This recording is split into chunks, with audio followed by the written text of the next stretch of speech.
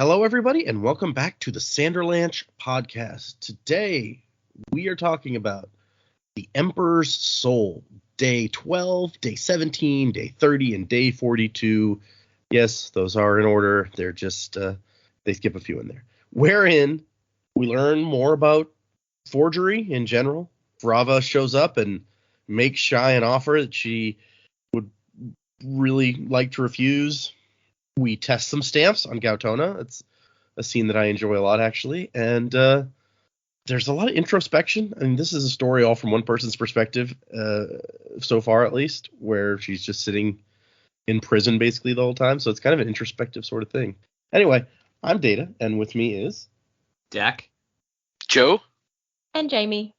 So yeah, four more days this time. Hang on to something, everybody. The Sanderlanche is about to begin. I'm not myself, I'm not somebody else. I'm not myself, I'm not somebody else. Don't think of what it's cost me, it was all for a cause. And now it's working inside. I am a perfect copy of whatever I was. Something I don't recognize. So yeah, what did you guys think of the next 4 days in the life of Wan Shai Tong? Wan Shai Tong? No. Wan Shi Tong was from Avatar, dude. Yeah, no, that's a whole different. wow. I thought you said you liked this story. What's going on? I do. I don't know. My brain is. I'm a little bit out of it. Her name is Wan Shai Lu. Okay, what did you guys think of these 4 days, which covers, I guess, actually, I'm sorry, like 30 days worth of I was time. gonna say this covers a solid month. It's, like, this is pretty good. I feel like I've wrapped more in my head around how forgery works now through all these explanations, which is cool because like that first section, not gonna lie, I was a bit like, okay, I think I get it, and then I read this and I'm just like, I did not get it at all. So yeah, cool to see how this all works. I really enjoyed that. I loved seeing Gautona as she was putting the stamps onto him and like his reaction to it all. I think that was probably my favorite part, just seeing it in action like that. That was, yeah, it was just a fun read. Like, not a lot of action going on this time, but really, really interesting stuff. So I enjoyed that. I want to know what Gautona's motives are, because it seems, yeah, like Shai brings up, like, okay, you pushed the Emperor into becoming the Emperor, and then he hated you. So what's the deal here?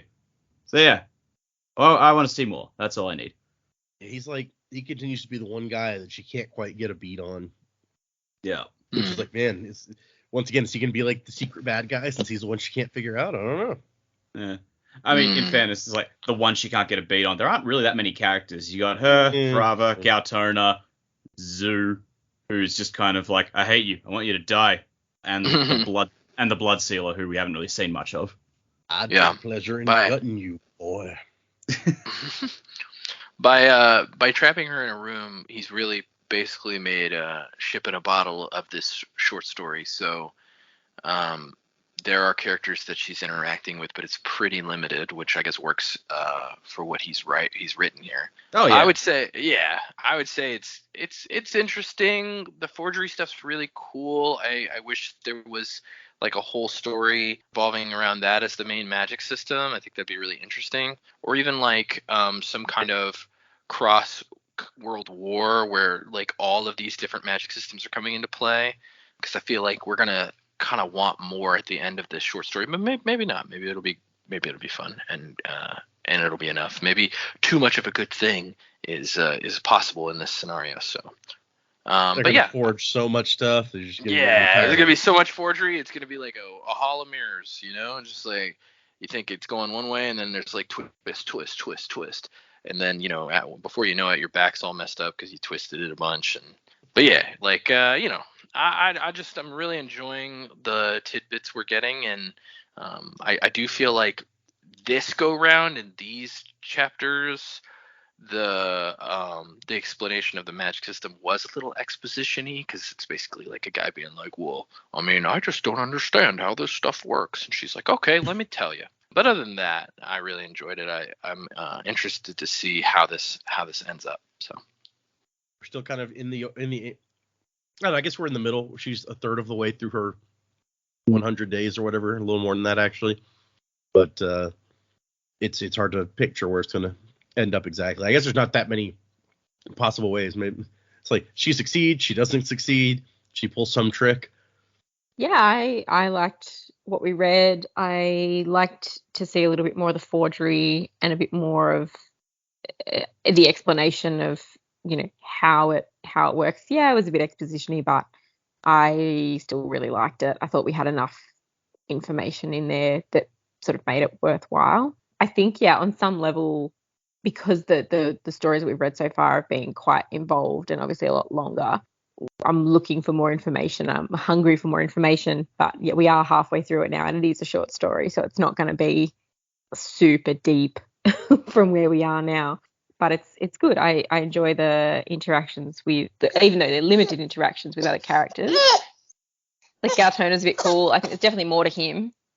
Yeah, and the interaction with Frava as well. These two, they're obviously they're named characters, so we're going to have a bit to do with them over the course of the story. But I'm looking forward to seeing where it goes. I'm looking forward to seeing a bit more of the forgery, and my mind is racing a little bit on how she can forge things to get her way out.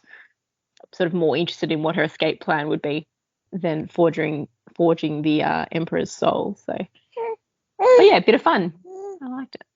That's the thing, right? It's like, okay, yeah, all the stuff about the job you're trying to do, but how are you going to not die?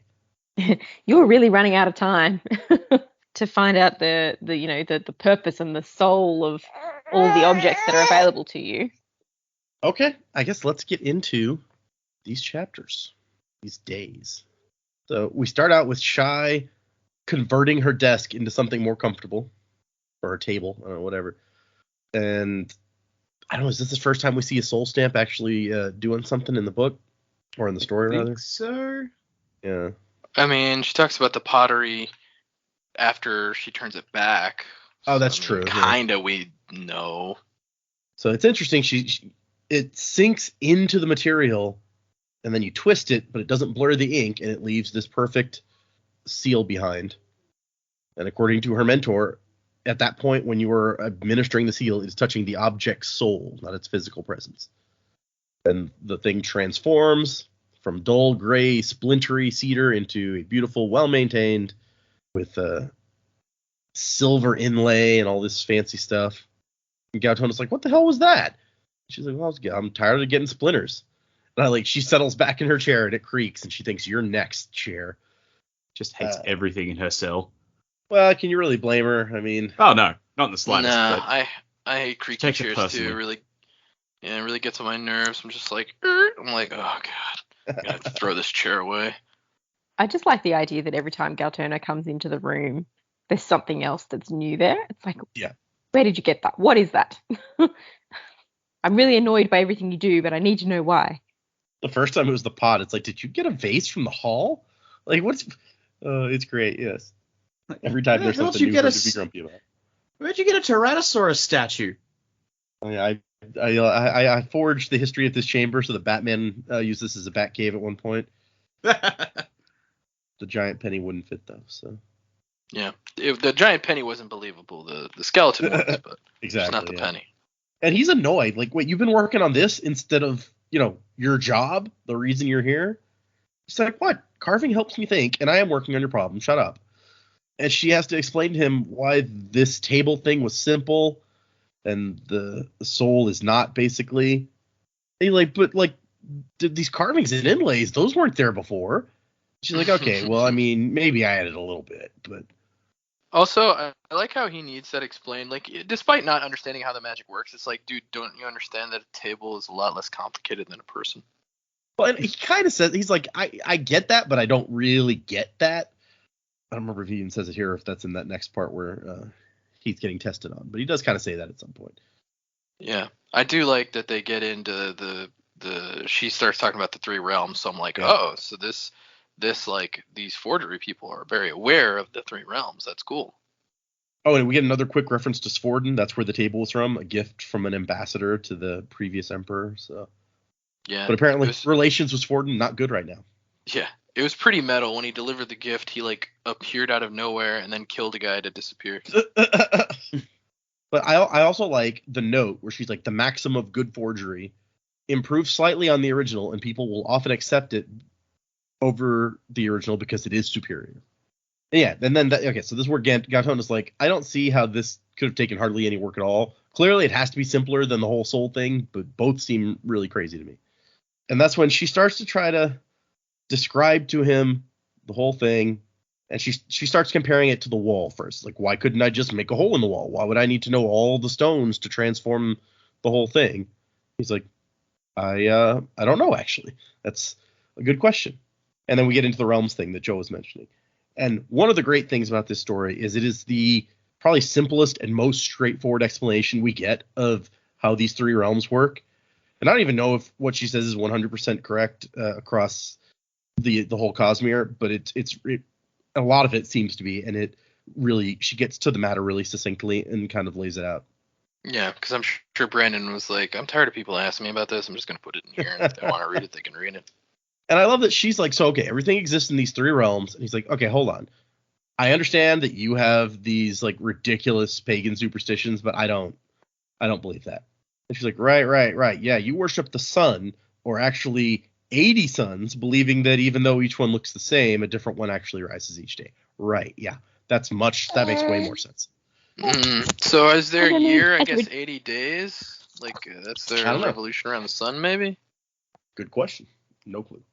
I also am really interested to learn about that. Like, that sounds interesting to me. Like, yes, okay, forgery stuff, magic, like, I like that. But also, 80 suns. I really want to know more about why you think 80. Also, Yeah. why so many? Like, in Mistborn, there were so many religions, and then now you've got 80 suns. Oh, Brandon, you don't do things by halves, do you? You're huge. 80 is such a weirdly specific number. I agree. It's like, why though? I want to know. But she's like, okay, yeah, I get that you believe that, but if you want to understand forgery, you have to. The realms are important. He's like, okay, fine. So the longer an object exists as a whole, the longer it's seen as a single thing, the stronger its sense of identity becomes. The table's made up of different pieces of wood, but we don't think of it as different pieces of wood. We think of it as one table. So that's the way we see it. That's the way it perceives itself, basically. And so the wall is the same way. It wants to act as a whole wall. And he's like, the wall wants to be treated as a wall. Yeah. So the wall, you're implying the wall has a soul. And she's like, yeah, everything does. Like massive Theseus' ship sort of parallels here. Yeah, that's true. And then we get into the kind of stuff we really hadn't gotten any clue before this about how exactly forging the Emperor's soul is going to work. Like, what the hell are you going to do? She needs a lot of detail. She's like, hey, I have 7 reports saying the Emperor's favorite color is green. Do you know why that's his favorite color? And Gatona says no. And she's like, yeah, me either.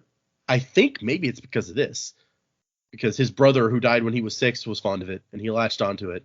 And maybe there's such nationalism in there, too, because he's born in this province and the flag is green. And Gatona's like, you have to know something that specific? And she's like, yeah. And 1,000 other things exactly as detailed.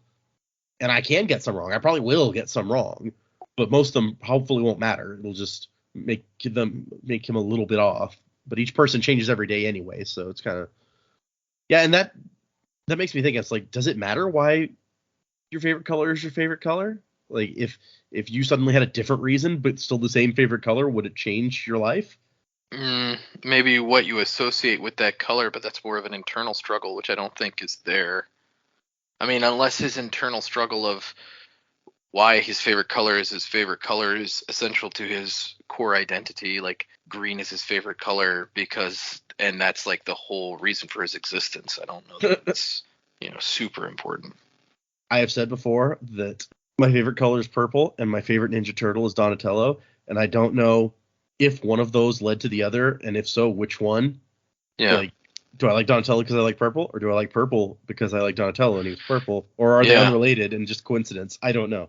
Yeah. And if that's awesome. The case, does it matter that you like Donatello and you like the color purple? Like, are either of those things essential to what makes you you? Yeah, so you kind of get why she's like, some of the stuff I'm going to get wrong, but it won't really matter that much. But if she gets too much wrong, it won't be close enough to his actual soul to work. Right. Now, if she was doing a soul for Batman and then she took away his fear of bats, like didn't know why he was afraid of bats or didn't know that he was afraid of bats, then that would probably be an issue. See, that'd be counterintuitive, right? You're creating a soul for Batman, and you're like, afraid of bats? No, of course not. He's Batman. Yeah, he's Batman. Why would he be afraid of bats? But she's like, I assume that if you have to restamp the Emperor every 15 minutes, it's not really going to work. And he's like, you assume correctly. And she explains that, like, she's done this for herself before, but it's way easier for herself. She knows her own history. She has an idea of, like, why she does what she does. And the little bits you can tweak to make things different. The moments in her life that it would be easy to take another path, basically. It's almost like it would be easy if she had been commissioned by the Emperor to make his soul stamp or essence marks for him, with him. Then that's the thing you could totally do. But to do it in his absence is near impossible. Yeah, and I think she says it in that later chapter because she's like, I would test these on the Emperor for best effect, but he can't really answer questions right now. So also, It took years to make my essence marks, and I have 90 days to do this. So, and then she gets into like, okay, explain to me what you're doing to make sure everyone still thinks the Emperor is alive. And Gatona's like, don't worry about it. We're doing everything we need to do. And she's like, I don't trust you to be good at deception. So why don't you go ahead and run it past me real quick? And Gatona's like, we are politicians. Come on. She's like, fine, but you're sending food, right? He's like, of course. 3 meals a day are sent in, even though he can't actually eat anything. He drinks broth when prompted. It's like, okay, in the chamber pot? He's like, yeah, we have cloth diapers. It's like, no one changes a fake chamber pot? Do you think that's not going to look suspicious? People are going to start talking. The Emperor's chamber pot never comes out. Just imagine that conversation down in the kitchens among the scullions and everything. It's like, man, have you heard? The Emperor hasn't shit in like a week. Yeah. I mean, that is suspicious, though, like, because the only way that could really be happening is if he were, like, you know, in normal circumstances, is if he were dead. It's like, yeah, he's not pooping. Nobody's eating that food. He's dead. What's he doing? Like, he's in mourning. So what, he's crapping out the window? Yeah. It's like, I can't even get it in this pot. I hate my life. It's like, what do they do now? Who do they send in to go, okay, it's your turn to go in the chamber pot? And so she starts giving him ideas. Like, look, make it a new rule. Like, nobody can go into the Emperor's quarters unless they have this card that you've personally signed. That way, you know that nobody's going to accidentally get in there. Your security is not good enough. I had to study it when I was breaking in here. And the assassins who got to your Emperor and killed his wife clearly prove that your security is not good enough. So let's improve that. How about? I have no doubt that I'll end up back in my cell waiting for my execution if something gets out, if word gets out about what happened to him. And Gatona's like, yeah, okay, fine. What else do you suggest? So somebody's appreciating her abilities. Day 17, she's in her room working, and through the cracks in the warped windows, she can smell unfamiliar spices on the air. There's a holiday happening. And apparently the Heritage faction just keeps digging up ancient holidays to make the people like them. That's one way to go. But we found out that doesn't even really matter because they don't do popular elections. It's only like the only votes that count are the ones from the arbiters of the other factions. Maybe they're just genuinely trying to make people happy. Yeah, that could be it. I don't know that Frava would do anything that's not in her own best interest, but who knows about the others? And she's reading his journals, and the part where he's like, okay, I'm gonna at long last agree to the demands of my faction and offer myself as emperor. And that's when we get the part where it's like Gautona had encouraged him to try to seek the throne, and then later he speaks of Gautona with contempt. Why? The arbiters, I like, after that one arbiter the last time was like, but we're supposed to burn the journals, and everyone just stares him down. And this part, that's like, why you're not a named character. Exactly, yeah. He's Jimmy now. That's all it matters. But they brought her the journals, and they've made these excuses up for themselves. Where it's like, well, he's not technically dead, so it's okay for us not to listen to his orders to burn this stuff. Like, whatever gets you there, man, just bring it. And so she's learning about the Emperor through his journals, and nobody seems to understand why he would have made them. like, why make them? Just have them burned. If not for posterity, then why even write so much? And she's thinking the same thing. Like, why would she sees that he wrote them for himself because he goes back and reads them. She can tell from the way that they're very worn. And so she's like, was he vain, trying to enjoy the thrill of past conquests, or was he insecure? Was there a different reason? And then Frava shows up and once again starts out trying to neg, like, oh, I'm told you're progressing at an unremarkable pace. And Shai's like, actually, I'm going real quick. I'm ready to start making stamps. This is like crazy fast. By the way, still, I need a test subject. And she's like, yeah, we'll get there. And they discuss the seal on the table. She's like, oh, why wouldn't you put this on the bottom so that no one would see it? She's like, well, I'm proud of my work. Because this is basically like, if she's an artist, this is her signature, right? So if she's trying to trick somebody, then yeah, maybe you want to hide it. But that's not what she's doing here. But nobody gets that she considers herself an artist, despite the fact that she says it outright all the time.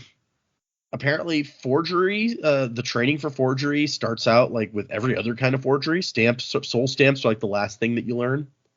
They're very powerful. They're very versatile, but you can't ever completely hide what was done because the seal is always going to be there. So it's a double-edged sword, the soul stamp process. Frava sends Zu out, and once he's gone, calls him simple-minded, which, yeah, that's nice. And Frava's like, so, has it occurred to you that it might be useful for the Emperor to listen to certain people when they had something to say? And Shai's like, well, I mean, surely the Emperor already did that.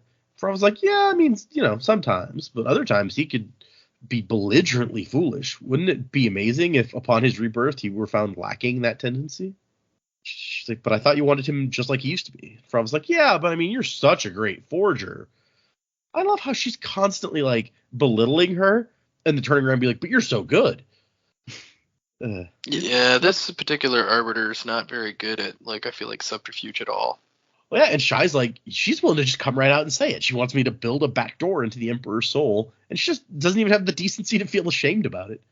And so Shai's like, I mean, maybe I could do something like that if somebody was going to make it worth my while. And Frava's like, well, the city has a thriving clandestine smuggling trade, and I could really use somebody being in charge of it that would work with me.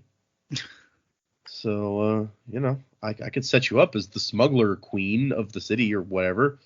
It's the kind of thing where I'm like, what would Boba Fett do? Boba Fett would probably take it. I don't think so. Not the new Boba Fett. Not the Boba Fett on Disney Plus. Well, I mean, he took Jabba's, which is essentially the same thing. Yeah, but he wasn't offered it. He took it. Oh, that's true. Yeah, nobody's just handing it to him. That's a good point. He walked in and shot what's his name, or killed, did whatever. I don't even remember that scene because that was the end of the Mandalorian. But it was the whole thing. Bib Fortuna, that's the guy's name. Took me a minute. Yep, he's a Telic. And Shai's just like, this. See, this is the kind of shit that I have to deal with. People just assume that because we both, like, smuggling and forging, it's basically the same thing, right? Because they both disobey our laws. So a criminal's a criminal, right? Forget that Shai spent like her entire life studying very hard and loves what she does, the art of what she does. It's like, oh, you want to be a smuggler, right? All right, whatever. But she can't just say that to Frava. So she's like, oh yeah, that sounds nice.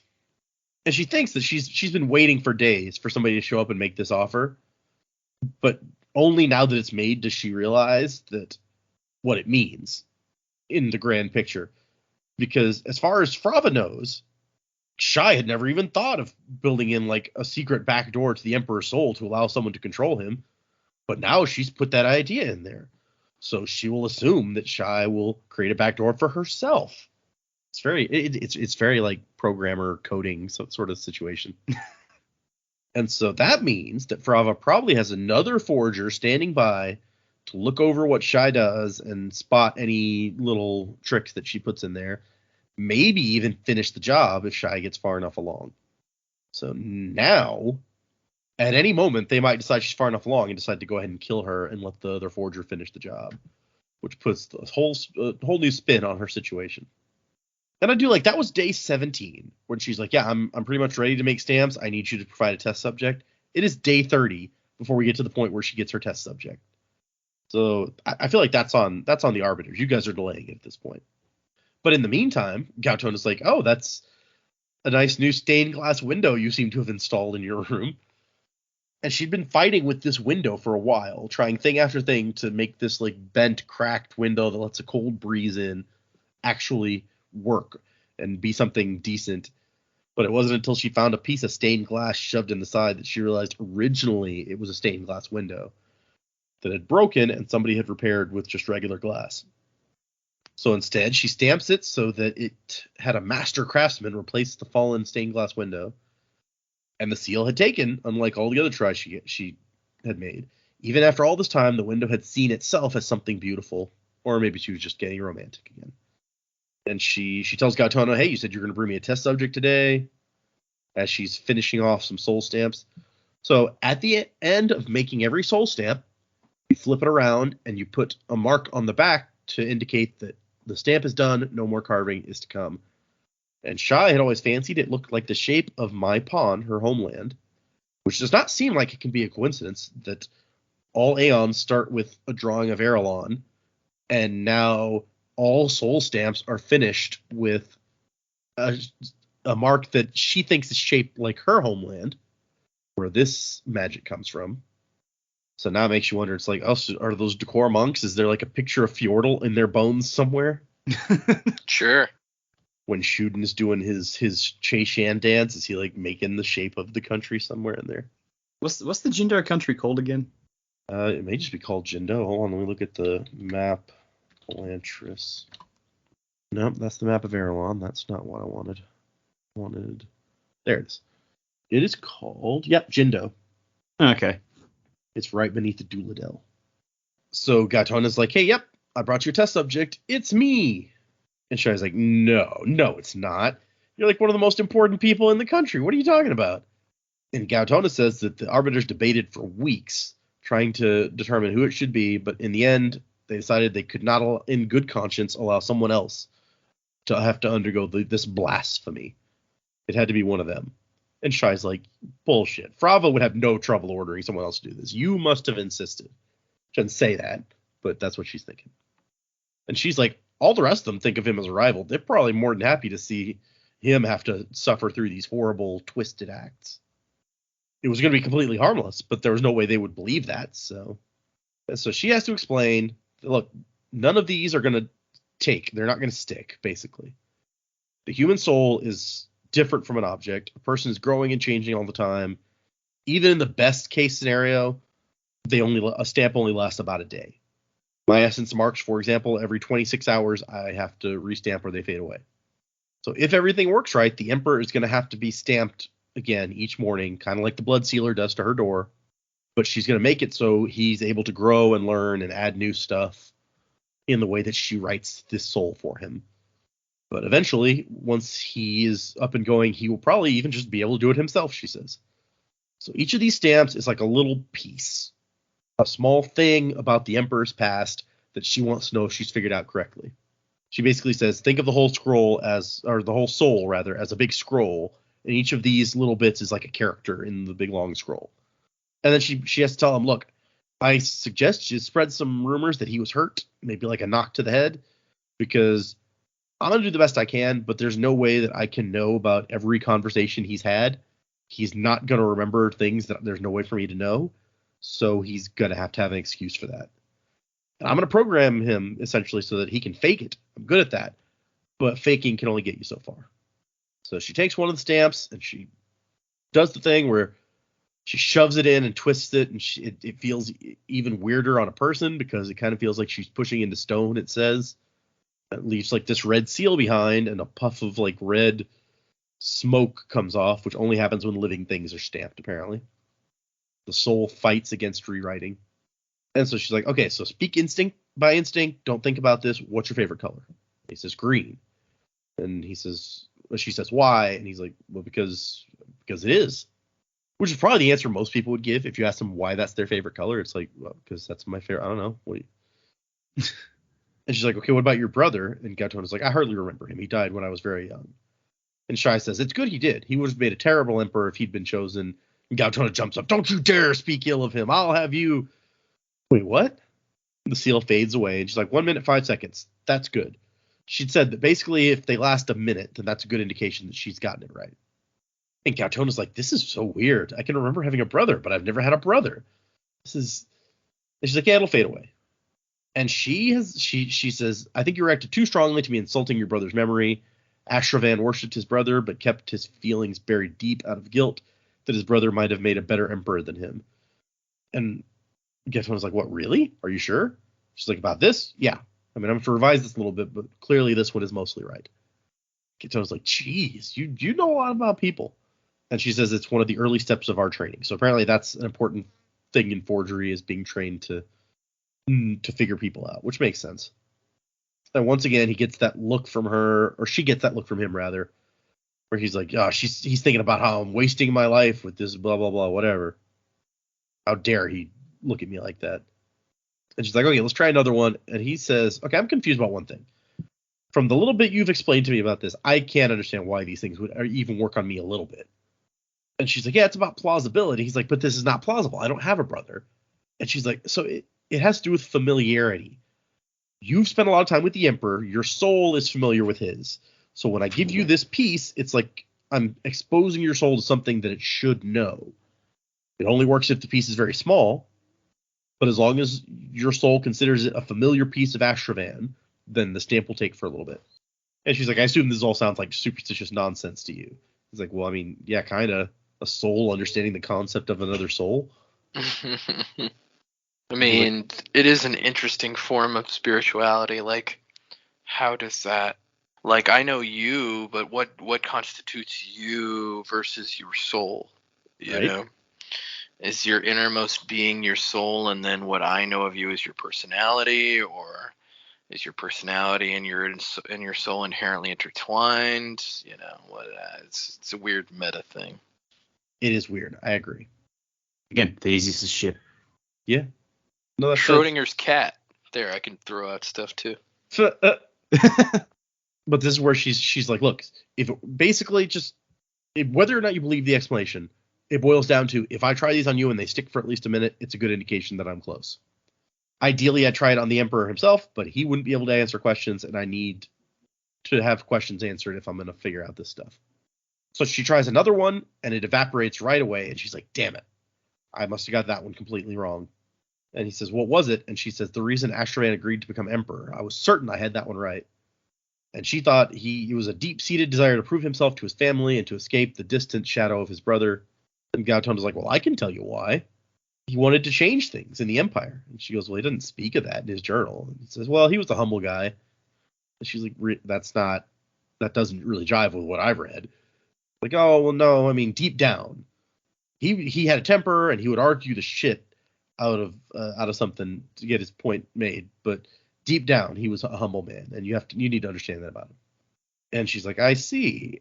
And in the back of her head, you did the same thing to him, didn't you? This look of disappointment, the implication that we should be better people than we are.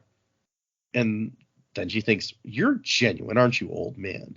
And there's this side track about how in her business, people laughed at honest men, calling them easy pickings, but not really true. A dishonest fool and an honest fool were equally easy to scam. You just went about it differently. But an honest, clever man was always more difficult than someone who was dishonest and clever, because sincerity, by definition, was so hard to fake. And Gautona's like, well, what are you thinking? And she says, well, I was thinking that you must have treated the Emperor the same way you did me. You do me, annoying me with constant nagging about what he should accomplish. And Gautona's like, yeah, no, I probably did, actually. Doesn't mean I was wrong. He could have become more than he did, just as you could become a marvelous artist. And she goes, I am one. And he says, a real one. And she goes, I am one. And he brushes it off again. And then they get into a discussion about the painting, the one with the mistakes that they found in her room. And he's like, I couldn't see the mistakes, but they're there, which in hindsight is kind of weird because everything about it is so perfect. Why would you have made a mistake like putting the moon too low when you got each brush stroke basically exactly right? And she's like, she does not say anything. And he's like, the painting they think is the original one is actually a fake too, huh? And she says, yeah, I swapped the paintings a few days before trying for the scepter as part of investigating palace security. And he's like, so the one that they think is fake, that's the original, and you painted the mistakes over it, right? And she goes, no, I have used that trick in the past, actually. But no, they're both fakes. One is just like the obvious fake.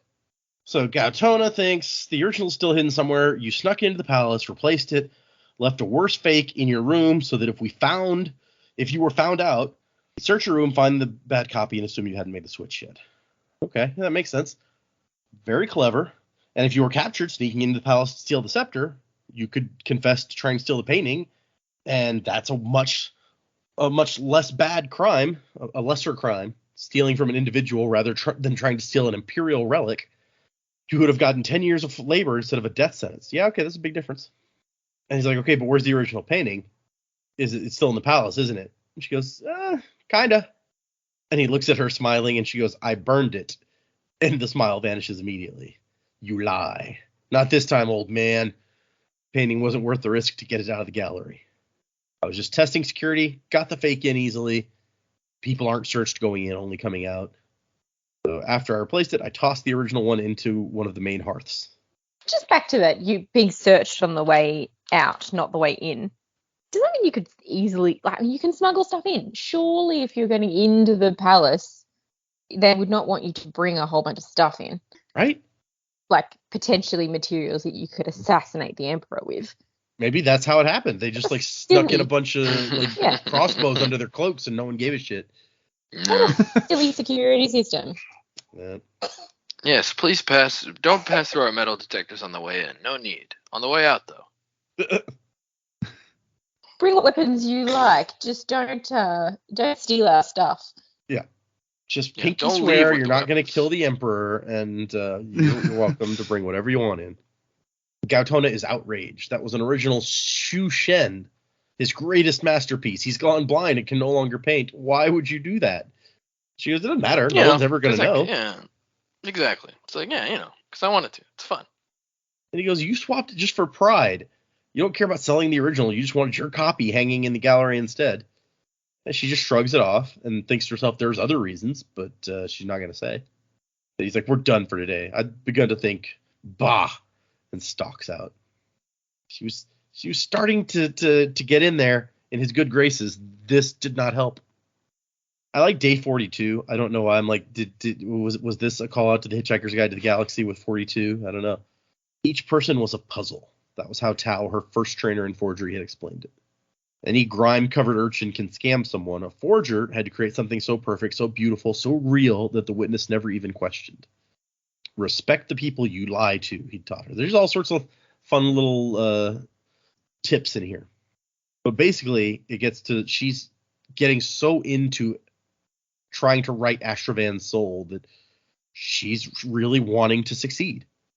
She's writing a history of him based on everything she's found, a truer history than his biographers, even a truer history than his own journals. He had been idealistic, but he wanted to change things in the empire, but changing stuff is hard, basically. People suffered the empire's rule because they were comfortable with the little tyrannies. Corruption was inevitable. You lived with it. It was either that or accept the chaos of the unknown. The most lucrative and prestigious occupations were often more about bribes and connections than about skill or aptitude. Yeah, that happens. Everyone knew these things, and Ashravan had wanted to change them at first, and I love this note that it's like, look, a poet would point to this one flaw that had led to his downfall, but a person is more than just one flaw, just like they're more than one passion. You can't base everything on one attribute, or she'd be creating a mockery, not a man. She didn't want that. There's a whole thing where she's like, maybe I should shoot for that. Maybe I should just explain to them, like, I can make the emperor work in, like, public, but in private it's going to be obvious that he's not who he was. Maybe it's good enough to. But she doesn't want to make the dime store version of the Emperor's Soul. She finds the challenge thrilling. She wants to make him live again. And then she thinks to herself, why do you even care? The Arbiters are going to kill you before you ever get to see whether it works or not. But she'd chosen to steal the Moon Scepter because it was the most famous piece in the Empire, and she wanted one of her works on display in the Imperial Gallery. But this is even better. A forgery sitting on the Rose Throne itself. And then she's like, no, don't be lured by your pride. We get a little note about the Blood Sealer. Sometimes he's late, and the other day he'd been so late that he'd come running smelling of strong drink. If she could make him come early one morning and then ensure he got extra drunk that night, maybe the seal would disappear before he came back. Maybe. The strikers, who are her guards, remember, apparently the mountains where they're from borders the swamps where the blood sealers are from, and their hatred of one another runs deep. So she's like, there's got to be some way I can use this. The strikers weren't supposed to talk to Shai, but weeks had passed with her doing nothing more interesting than poring over old books and chatting with arbiters. So the guards were bored, and boredom made people easy to manipulate. You see how right Gautona was to be like, I can't just leave you with guards. Clearly. Yeah, she's definitely not to They be might trusted. talk. Yeah. She's sitting here like, There we go. yeah, so easy to manipulate. She has lots of soulstone, but elementary methods were of greater use. People always expect a forger to use seals for everything. But a soul stamp was often the last resort, too easy to detect. So she's trying to figure out other techniques that she can use to try to get herself out of here. If she had her essence marks, it would be easy, but don't have those. And she even thought about trying to make a new one, but basically there's no way she could get away with that. Testing on herself would be instantly noticed, and trying to use one without testing first was a very bad plan. So her escape plans would use soul stamps, but their heart would involve more traditional methods of subterfuge. And that's the end of our section. So I like that's a very dramatic place to leave off, where she's like, I'm going to have to use other methods. So yeah, we are all the next chapter is 58. So we're going to be passing that halfway point of the 100 days, basically. So her job's about half done. What do you think? Let's do predicaments. What is going to happen? I honestly have no idea. I feel like there's gonna be some conflict. I don't know. I feel like she's gonna try and turn people, and she's gonna find an ally in the blood sealer somehow, and then she'll find some way to betray him by the end. Because she obviously despises him and his methods, but she might be able to lean on the fact that they both of their methods are hated by the arbiters, so maybe she'll be able to turn him to her side, and then because she hates him, she'll kill him at the end. But yeah, I honestly have no idea where this is going or how it's all going to pan out. So I'm just kind of sitting back and enjoying the ride on this one. Yeah, that's fair enough. It's hard to. I like this idea where it's like we're both outsiders here, man. Maybe, and I kind of like the symmetry of the story. We come in after she's been betrayed by the person she was working with, and then she creates this relationship and then betrays them at the end of the story. That would be it's very symmetrical in that way. Yeah. I don't really know what to think. What did I talk about last time? I want to stick with whatever my guns were last time. Do you remember? I don't remember. I don't remember either. So, if you want to hear my predicaments, go to the last episode and listen to those predicaments there. No, I think that she's gonna be able to do the soul thing. She's gonna end up doing it, I think, for the challenge more than anything else, and then it's gonna be successful. But at the same time, it's gonna be like it's not going to be what they like good for the country. It's going to end up being bad, and she's going to have to escape, probably, because they're definitely still going to try to kill her. Although maybe Gautona would save her at the end, who knows? But I think we're going to find out that Gautona maybe Gautona and the Emperor didn't get along very well near the later in life, because the Emperor had become maybe too prideful, and this whole business is going to kind of sour the relationship between the arbiters and the Emperor, because they're going to know they have this puppet, but it's just not really going to work out the way they intended. I think it's all going to come crumbling down around them. The thing about Gautona would fit what we heard this time, at least, where it's like, if your idea makes sense, because it's like if he's given him these looks, like expecting him to be better, and the Emperor's gotten very proud and like self-important in his position. It's like, who the fuck are you to be looking at me like that? I'm the Emperor, damn it. Any man who must say I am the king is no true king. Yeah, well, and it's the old, it's the age-old tale. Power corrupts. It's like total power or complete power corrupts completely. That old chestnut. So once he's in a position of power, his friend saying, you should be doing this, and he's like, I'm the emperor, I'm gonna do what I want. So yeah, I just kind of see that playing out. So maybe this whole thing will be good. It'll kind of snap him back to being Gautona's friend, and maybe Gautona will be really grateful for that. I don't know. Tale as old as time. Song Yeah. as old as rhyme. Beauty and the Beast. Yep. Maybe but who knows? Maybe Gautona's got his own agenda. It doesn't seem that way. He seems like a stand-up guy, but maybe not. He did use the blood guy on her, so he can't be all that cool. Yeah, seems pretty shady. Okay, so I didn't have a lot last time, but maybe have a bit more this time. It's like they're kind of setting Frava up to be this big bad. And when she came in and was all like, maybe we could control him. Wouldn't it be nice if he just was a little more, able to be bent to our will? I feel at first I was like, oh my goodness, I reckon she put the hit out. And maybe only the Emperor's wife was supposed to be killed or something, and this is kind of all changed. Or maybe this was always the purpose, and she's behind the assassination attempt rather than having one of our other factions involved. But then I thought maybe that's a bit easy. So she's just taking advantage of this terrible situation.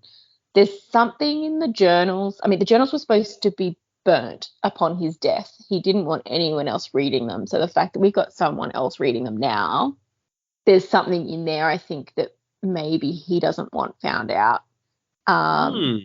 I had sort of thought maybe he was already a forger or something. He's got some dirty, dark secret. I don't know what that's going to be yet. Maybe Gautona knows what it is as well, and they're trying to that's why you would test everything on him as well, maybe to see, like, if anything did come out that was undesirable, he would already know what was going on in the testing rather than having someone else involved. But yeah, I'm not sure what his dirty little secret is, but I think there's something in there that is no one's supposed to know, and it's going to come out.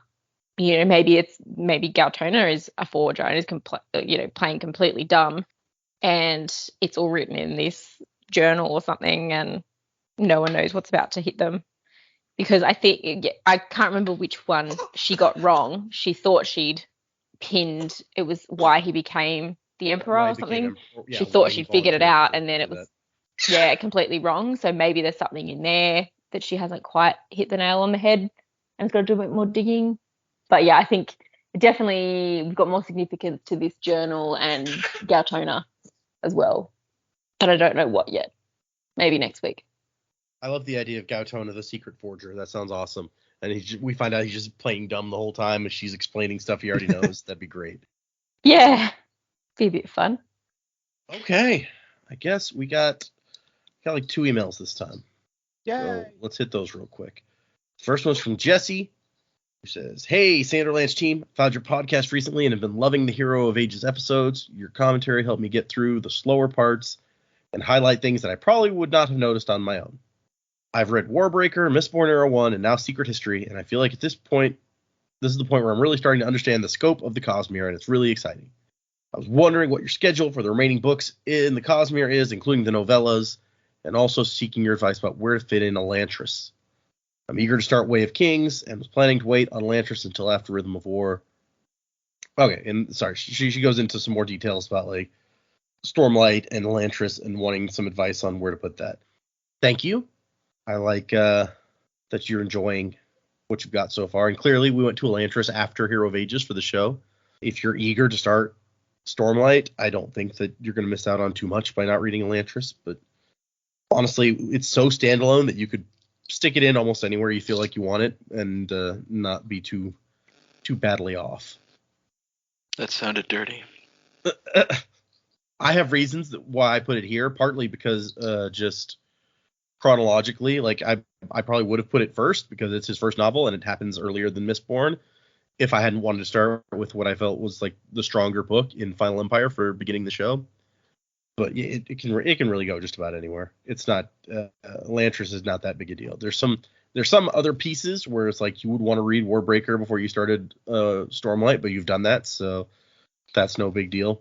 Wow, I wonder how it would have felt if he had started Elantris first. Yeah, I mean, it would have been a very different show, I feel like. Mm-hmm. Yeah. Mm-hmm.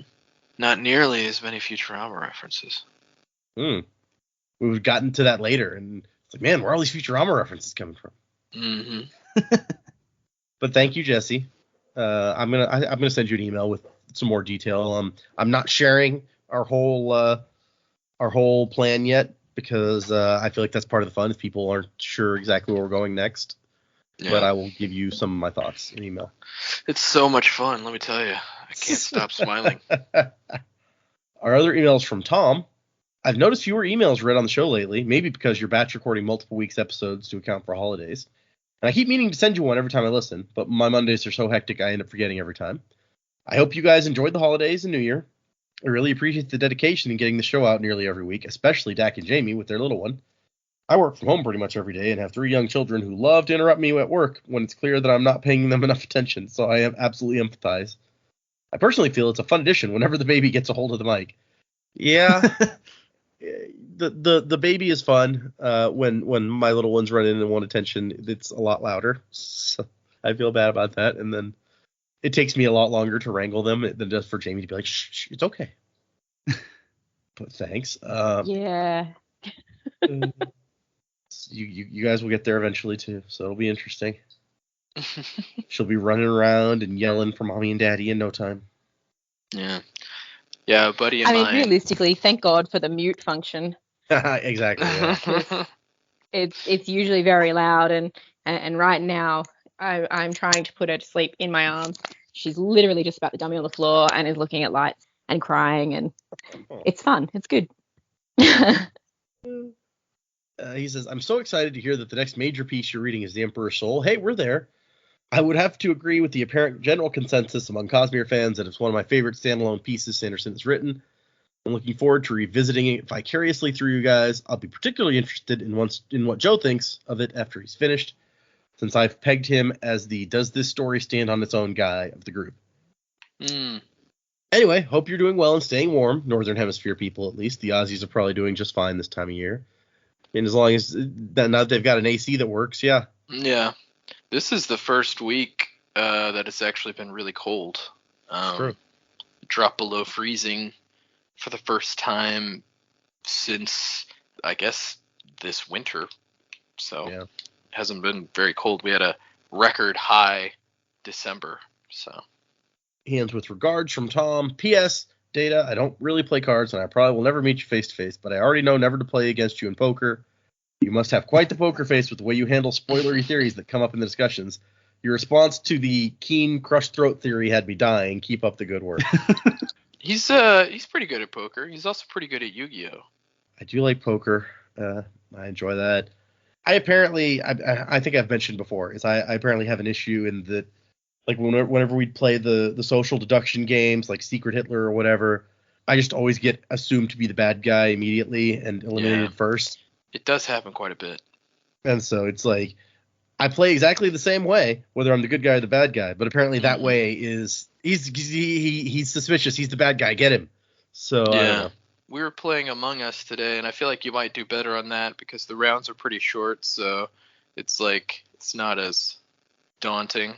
You know, you can play the same way several times, and people will finally start to realize, oh, okay, he's not the evil guy every time. I used to play Town of Salem online a lot, kind of when it first came out. That's fun. I don't know if you ever played that. It's like Mafia, basically. Mm-hmm. Yeah, that's what Among Us is as well. So that was online is always different because people can't see your face and stuff. Can't see your devious face. Exactly. In all its deviousness. Thank you, Tom. Appreciate the emails, guys. If anyone else would like to send us emails, the address is thesanderlanche@gmail.com. You can find us on Facebook and Twitter and Instagram and all the kinds of places where things happen on the interwebs. Where good times are had. Oh, Yeah. music by Miracle Sound. Get that out there before I go on to for next time.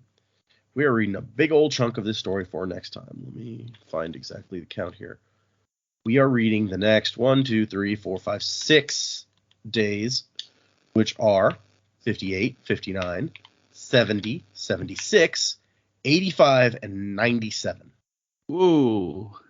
for Dak's question, the next day after 97 is 98. So that's where you're going to stop. Is if you hit 98, that's where you pause. Effing Windows 98. So that is, as you might imagine, the majority of what is left in this book. I was gonna say, like, that's Or the coming close story. to the end there. Yep. I mean, does she make it all the way to day 100? I don't know. We'll have to find out. Next time on the Sanderlanche. But a lot of I need these something sections, else at the end there.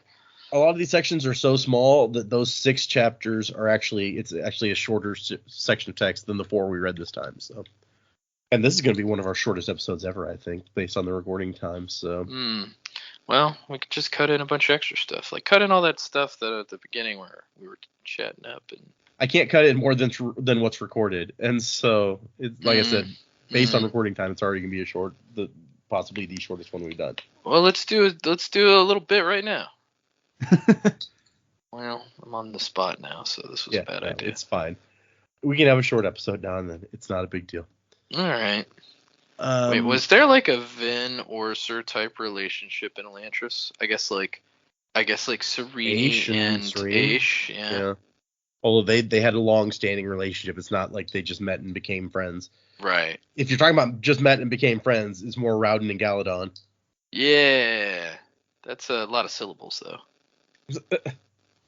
Rowladon. Serene and Aish could be Saish. Or Sash. Just Sash. Yeah. Well, anyway, next time in Jerusalem. So yes, there are 2 more episodes left in this in the Emperor's Soul. So 6 chapters for next time, and then a couple more after that. So come back for that, everyone. I hope you are enjoying our coverage of this novella. Coverage. And we're gonna move Like we're at a straight news into studio. something else interesting after that. Chopper 5 Action News here with the latest on the novella, The Emperor's Soul. Looks like our friend, whose name I can't remember, is having a tough time figuring out how she's going to escape. What do you think's going to happen, Rick? Her name is Shai. Yeah, Shai. Rick, you there? Am I here by myself? Thanks, Rick. Dak is supposed to improv something there, like the possible. I don't know. You got to do an American voice. Yeah. Well, let's see here, Johnny. I don't know quite what's going to happen here. But, well, I'm sure whatever's going to happen is going to be This really isn't- interesting. this Someone's isn't gonna die, Avatar. It's going to be all over the place. This isn't Avatar Avatar Korra Legend here. of Korra. Yeah, Legend of Korra. Yep. Oh my. Hey, you told me to Okay. do an American accent, so I did an American accent. Yeah, I mean, that's true. That was a Republic City accent. What does it sound like when you just flatten your voice? Like, just do it American. He's done the style. American accent before, and you were like, "Hey, that's Oh, really good American." I want to hear it. I don't know. It depends on what you want me to say. She brews a proper cup of coffee in a copper coffee pot. She brews a cup of coffee and a blah, blah, blah. I I'm don't not say gonna- blah blah. I'm not blah. going to get all these words. I'll figure it out someday. I don't know. Someday. Thank you, everyone.